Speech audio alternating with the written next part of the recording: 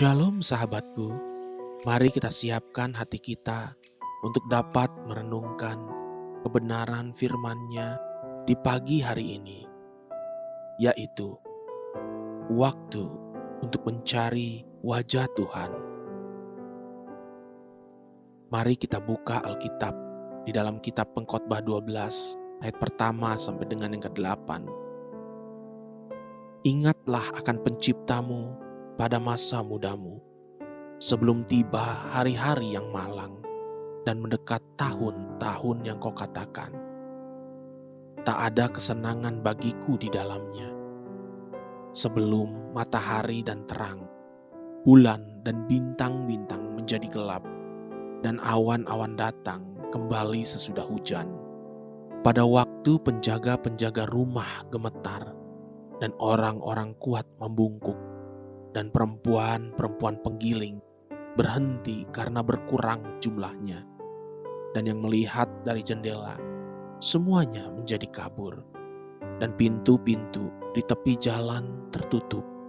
Dan bunyi penggilingan menjadi lemah. Dan suara menjadi seperti kicauan burung. Dan semua penyanyi perempuan tunduk.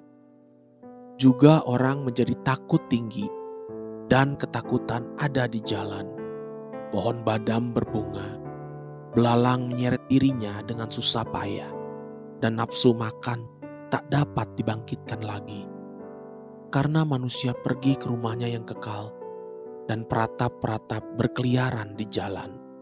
Sebelum rantai perak diputuskan, dan pelita emas dipecahkan, sebelum tempayan dihancurkan dekat mata air, dan roda timba dirusakkan di atas sumur, dan debu kembali menjadi tanah seperti semula, dan roh kembali kepada Allah yang mengaruniakannya. Kesia-siaan atas kesia-siaan, kata pengkhotbah, segala sesuatu adalah sia-sia. Jika kita perlahan-lahan membaca firman Tuhan di Pengkhotbah 12 yang barusan kita dengarkan, tentu kita akan memahami bahwa pengkhotbah sedang berbicara tentang waktu-waktu kosong sebelum ajal menjemput.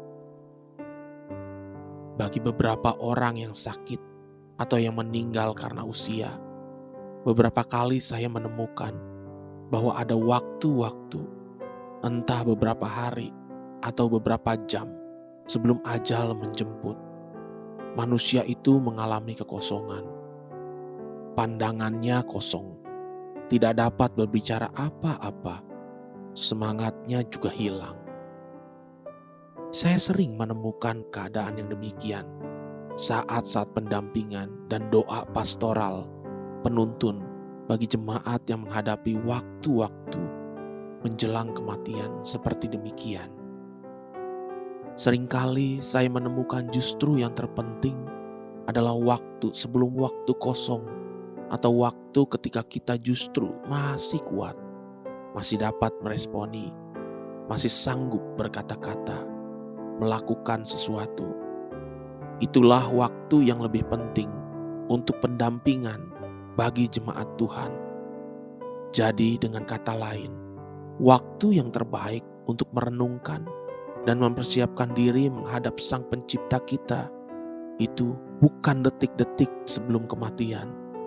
Sebab seringkali bukan hanya kita tidak tahu waktunya, tapi juga seringkali kita tidak lagi memiliki kekuatan apa-apa.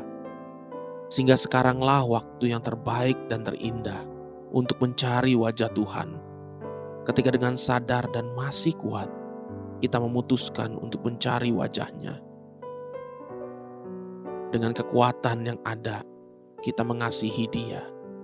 Sebab bukankah firman-Nya berkata, kasihilah Tuhan Allahmu dengan segenap hatimu, dengan segenap jiwamu, dan dengan segenap kekuatanmu. Sebab akan datang waktunya, kekuatan kita akan pudar, bahkan berbicara pun kita tidak mampu lagi. Pada saat seperti itu, kita hanya dapat menyerahkan nyawa kita ke dalam tangan-Nya. Namun masalah yang justru kita temukan seringkali adalah manusia enggan memperhatikan hal-hal ini. Pengkhotbah juga mengajarkan satu hikmat demikian. Pengkhotbah 7 ayat yang kedua. Pergi ke rumah duka lebih baik daripada pergi ke rumah pesta. Karena di rumah dukalah kesudahan setiap manusia. Hendaknya orang yang hidup memperhatikannya.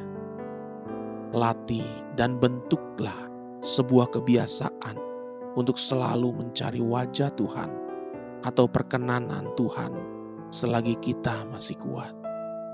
Latihlah kebiasaan kita sehari-hari. Carilah wajah Tuhan setiap hari. Haleluya. Sahabatku, mari kita sama-sama berdoa. Terima kasih Bapa Surgawi. Ajari aku untuk selalu mencari wajah-Mu setiap waktu selagi aku masih kuat. Amin. Jesus loves you and so do I.